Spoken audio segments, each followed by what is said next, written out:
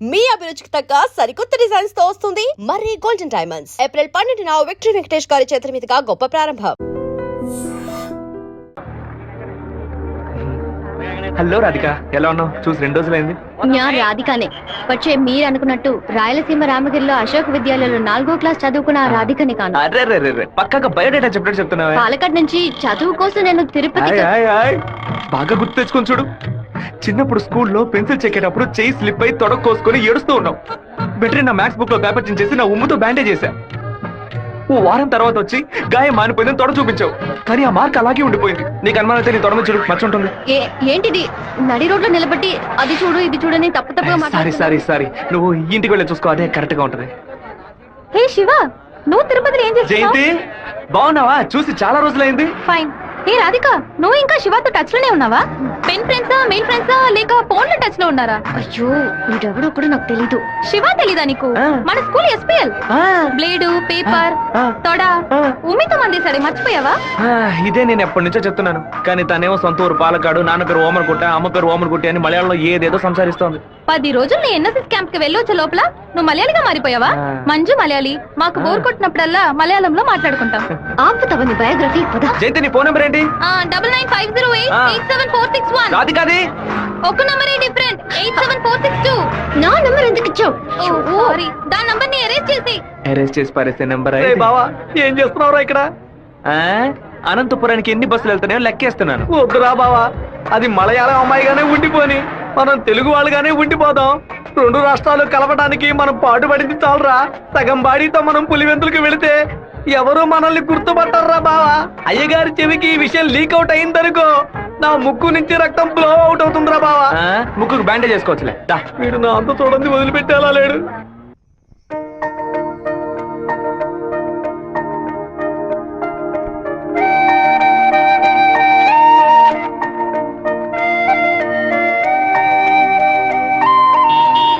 మావా, మా అందరికి బ్రాందీ కొనిపెట్టి నువ్వు మాత్రం బీరు తాగుతావేంట్రా? మీరంతా మత్తు కోసం తాగే తాగుబోతు, నేను డైట్ కోసం తాగుతున్నా. అవును, తాగుళ్ళో అదేంట్రా డైట్? చెప్ప. లావుగా ఉన్న వాళ్ళు బ్రెడ్ చపాతీలు తిని ఒళ్ళు తగ్గించడానికి డైట్ చేస్తారు కదా, అలాగే సన్నగా ఉన్న వాళ్ళు బియర్ తాగి పెంచే డైట్. మాట్లాడేటప్పుడు ఫోన్ గెలుగుతావేంట్రా? రాధికకి లవ్ మెసేజ్ పంపిస్తున్నాను. ఆ అమ్మాయిని చూసి 2 రోజులైంది, ఈ లోపేలవా? ఇది 10 ఏళ్ల క్రితం వచ్చిన puppy love, chicken love, calf love రా. కాఫీ లవ్వా అంటే? సత్తిగా చిన్నతనంలో ఒక అమ్మాయి నచ్చిందంటే ఏదేదో అనిపిస్తుంది, కానీ ఏమీ చేయలేం. మనలో ఏదేదో మార్పు వస్తుంది, కానీ ఏది అర్థం కాదు.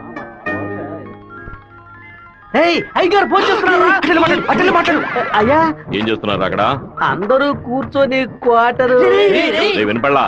అదేనయ్యా, తిరుపతిలో నీళ్ళ సమస్య, అందుకే స్వర్ణముఖిలో 4 బాటిళ్లు నీళ్లు తీసుకొచ్చి తాగుతున్నామయ్యా. తాగుతున్నామని చెబుతున్నాను. నీళ్లను బాగా మరిగించి తాగండ్రా. అవునయ్యా, ఇక్కడ కొంతమంది బాగా మరిగించి హాట్ వాటర్ లా తాగుతున్నారయ్యా, కొంతమంది ఫ్రిడ్జ్ లో పెట్టి సలసల్లగా తాగుతున్నారు. సరే, మా వాడు శివేం చేస్తున్నాడు? సలసల్లగా తాగుతున్నారయ్యా. తాగేటప్పుడు కూడా డైట్ మెయింటైన్ చేస్తున్నారయ్యా. ఎందుకు డైట్? ఒళ్ళుని పెంచుకోవడానికి కొన్ని మందులు తీసుకుంటున్నారయ్యా. అలాగా? అదేదో మంచి మందు అయితే ఓ 10-12 ప్యాకెట్లు ఇక్కడికి పంపించు. మీ అమ్మగారు కూడా. అది ప్యాకెట్ లో రాదయ్యా, బాటిల్లోనే వస్తుంది. కొరియర్ లో పంపిస్తే కింద కొలగబోస్తారు. నేను వచ్చేటప్పుడు 4 బాటిల్లు తీసుకొస్తానయ్యా. సరే, ఫోన్ అవుతారు శివకి. ఫోన్ లో కంపేమన్నా తెలుస్తుందట్రా? చెప్పండి అన్న. ఇక్కడ నీ పాస్పోర్ట్ రెడీగా ఉంది, నీకు వీలున్నప్పుడు వచ్చి పోస్ట్ ఆఫీస్ నుంచి తీసుకెళ్ళు. అలాగే నాన్న. జయంతి, నిన్న నైట్ ఒక పిక్చర్ మెసేజ్ పంపించాను కదా, అది శివకి పంపించావు. అవును, ఎందుకే పంపించావు? ఐ లైక్ యూ అని వాడు టైప్ చేసి మళ్ళీ నాకే పంపించాడు. చూడు. సరే, తొడ మీద మచ్చ ఉందని చెప్పాడే, దాన్ని చూసావా? చూసాను. ఎందుకు చూసావు? నా తొడ నా గాయం. నీ తొడేనమ్మా. ఇంతకు ముందు ఎన్నిసార్లు చూసుకున్నావు? ఎప్పుడైనా ఒకసారి చూసుకుంటా. వాడు చెప్పగానే చూడాలనిపించిందిగా. ఇలాగే మొదలవుతుంది. 100 సార్లు అద్దంలో చూసుకుంటాం, అప్పుడంతా మన మొహాన్ని సరిగ్గా చూసుకోం. రోడ్డున పోయే ఒకడు నువ్వు చాలా అందంగా ఉన్నావని చెప్తే చాలు. పువ్వులు పెట్టుకునేటప్పుడు, బొట్టు పెట్టుకునేటప్పుడు, తల దూకునేటప్పుడు కూడా ఎప్పుడు మొహం అందంగా ఉందా లేదా అని చూసుకుంటాం. ఏదో లోకంలో ఉండి వాడే లోకం అనుకుని చెప్పాలనిపిస్తుంది. అందులో ప్రాబ్లము. ఆ తర్వాత సైనైడ్, సూసైడ్ అని అమ్మాయిల జీవితం మొత్తం టెన్షనే. ఆపుతావా? శాపాలు పెట్టకు. హాయ్ రాధిక, ఎలా ఉన్నావు? మీకేం కావాలి? ఇలా ఉన్న పడంగా అడిగేస్తే ఎలా? ఏం జయంతి చెప్పేనా? అనవసరంగా నిన్న రాత్రి నాకు తప్పుగా మెసేజ్ పంపించారు. ఎవరిని అడిగి పంపించారు? నా నంబర్ సేవ్ చేసుకోవడానికి మీకు ఎవరు పర్మిషన్ ఇచ్చారు? ఎవరిని పర్మిషన్ అడగాలి? హెచ్ఓడినా, ప్రొఫెసర్నా, మీ నాన్న, అమ్మనా? మీ నాన్న ఎక్కడున్నారు? తిరుపతిలోనా, వెంపల్లోనా? Give me your father's number yeah. అనవసరంగా వాళ్ళ నాన్న పేరు ఎందుకు ఎత్తావు? నేనేమో ఆయన గురించి బ్యాడ్ గా మాట్లాడానా? ఏమైంది ఇప్పుడు? వాళ్ళ నాన్నగారు ఇప్పుడు లేరు. తన స్కూల్లో చదువుతున్నప్పుడే ఆయన చనిపోయారు. వాళ్ళ నాన్న గుర్తుకు రాకూడదని వాళ్ళ మావయ్య ఇంట్లో ఉంచి చదివిస్తున్నారు. నేను సారీ చెప్తాను గానీ నువ్వు నా లవ్ మ్యాటర్ కొంచెం చెప్పి కన్విన్స్ చేయొచ్చు కదా. ఇలా చూడు, నువ్వు నా ఫ్రెండ్వే, తను నా ఫ్రెండే. నువ్వు ప్రేమించమని కన్విన్స్ చేయమంటున్నావు, తను ప్రేమించొద్దని కన్విన్స్ చేయమంటుంది. నేనేం చేయలేను బాబు, నువ్వే వెళ్ళి మాట్లాడుకో. సరే నేనే మాట్లాడుకుంటాను కానీ నువ్వు నాకు ఒకే ఒక హెల్ప్ మాత్రం చెయ్యి. ఇవాళ 6 గంటల గీతాంజలి రెస్టారెంట్ లో వెయిట్ చేస్తూ ఉంటాను. తను 10 నిమిషాలు రమ్మని చెప్పు. ఆ తర్వాత తను డిస్టర్బ్ చేయను. సరే.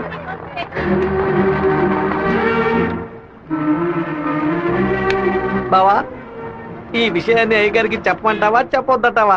గుంట నక్క పనులు చేస్తే ఏదో చంపేస్తాను. ఒక కుటుంబంలో నాన్న హార్ష్ గా ఉంటే కొడుకు సాఫ్ట్ గా ఉంటాడు, కొడుకు హార్ష్ గా ఉంటే నాన్న సాఫ్ట్ గా ఉంటాడు. మీరిద్దరూ రప్పంట. మీ ఇద్దరి మధ్య నేను ఇరుక్కుని తిరగల్లో గోధుమ లాగా నలిగిపోతున్నాను. ఓ పంచే 7 కొండలు ఎక్కు. వెంకటేశ్వర స్వామి దర్శించుకో. కింద అంతా సరైపోద్ది. వీడే దోసి నా దోస్తాడు. వాడు పిలవగానే ఎందుకే నేను రెస్టారెంట్కి వెళ్ళాలి? వాడు లవ్ చేయమని ఎలా నీ వెంటపడి తిరుగుతున్నాడు, అదే విధంగా లవ్ చెయ్యొద్దని నువ్వు కూడా కొంచెం తిరగాలి. కొంచెం బుర్రకెక్కేలా చెప్తావా? ఎప్పుడు వద్దనే మాట మొహం మీద చెప్పినా అంత తేలిగ్గా వదిలిపెట్టరు. వాళ్ళకి అర్థమయ్యే విధంగా మన ప్రాబ్లం ని చెప్తే ఒప్పుకుంటారు. హే శివ చిన్నప్పటి నుంచే మనకి తెలిసినవాడే కదా, ఎందుకు భయపడుతున్నావు? ధైర్యంగా వెళ్ళు, క్లియర్ గా మాట్లాడు.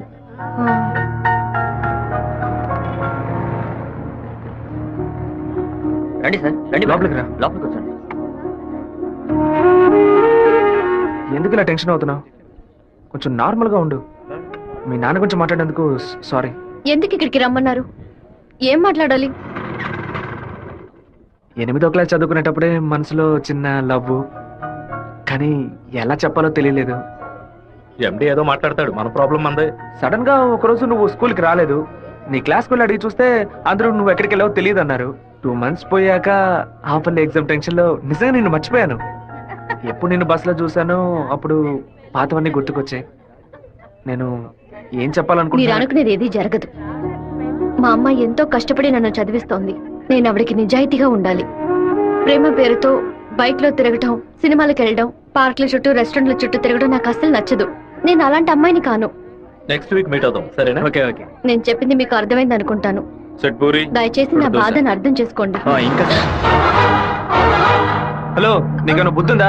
లోపల మనుషులుంటే ఎగేసుకొని తెరిచి పడి చూస్తున్నా. మామయ్య, అది నేను మామయ్య.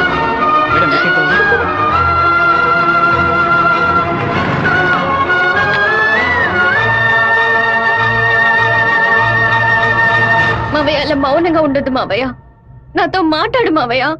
నేనే తప్పు చేయలేదు మావయ్య. ఏ తప్పు చేయకుండానే వాడితో హోటల్ వరకు వెళ్ళావమ్మా? నన్ను నమ్ము అత్తయ్య, నాకు వాడికి ఎలాంటి పరిచయం లేదు. నువ్వు ఇక్కడ ఉన్నంత వరకు నీ ఇష్టం వచ్చినట్టు నడుచుకో, కానీ ఇక నుంచి నాతో మాత్రం మాట్లాడుకో.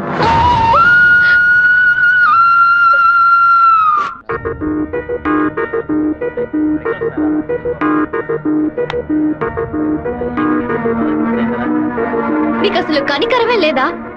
ఎందుకు నా వెంటబడి టార్చర్ పెడుతున్నావు? మావయ్య నన్ను అసలు ఎంత అసహ్యంగా చూశాడో. ఇన్ని రోజులు కన్న తల్లిలా చూసుకున్న నా అత్తయ్య నాతో మాట్లాడనుంది. ఇంకా నన్ను నేను నిన్ను బాధపడడానికి రాలేదు. ఇంకెప్పుడు నీ వెంట పడనని చెప్పడానికే వచ్చాను. ఆ రోజు నేను బస్సులో చూసి నువ్వు రాధికవేనా అని అడిగినప్పుడు నువ్వు సెవ్వే కదా, నువ్వు మామూలుగా అడుగుంటే నా పాటికి ఒక బాయ్ చెప్పి నేను వెళ్ళిపోయి ఉండేవాడిని. నువ్వు కాదు కాదు అంటూ నాకు అవును అన్నట్టు అనిపించింది. నువ్వు వద్దు వద్దు అంటుంటే నాకు కావాలనిపించింది. అందుకే కొంచెం ఓవర్గా బిహేవ్ చేశాను. బైక్లో తిరగడం, సినిమాలకు వెళ్ళడం, పార్కులు, రెస్టారెంట్కి వెళ్ళడం, ఇలాంటి లవ్ అంటే నాకు నచ్చదు. నిన్ను పెళ్లి చేసుకోవాలని ఆశ అంతే. ఇవాళ నుంచి సరిగ్గా 6 నెలల తర్వాత ఒకే ఒకసారి 2 నిమిషాలు నేను కలవడానికి వస్తాను. నువ్వు సరే అంటే నేను పెళ్లి చేసుకుంటాను, వద్దు అంటే నా తలరాత అంతే అనుకుని వెళ్ళిపోతాను. ఒక మగాడి కష్టం వస్తే అది తన వరకే ఉంటుంది, కానీ ఒక అమ్మాయి కష్టం వస్తే అది తన కుటుంబాన్ని బాధిస్తుందని నాకు అర్థమైంది.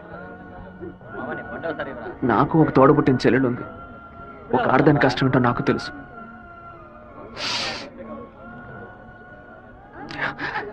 నిన్ను రెస్టారెంట్ కంపల్ చేసి పిలవడం నా తప్పే, క్షమించు. రాధిక, అమ్మా, మీ నాన్నగారు పోయి ఈ రోజుతో 10 ఏళ్లు పూర్తయ్యాయి. కానీ ఈ 10 ఏళ్ళు 10 నిమిషాల్లా గడిచిపోయాయి.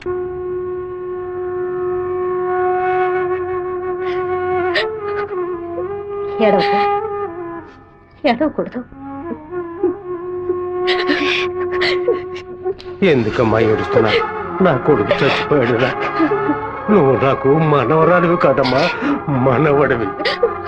గుండెల నిండా ధైర్యంతో ఉండు. మనస్సుని రాయి చేసుకుని బతకాలమ్మా.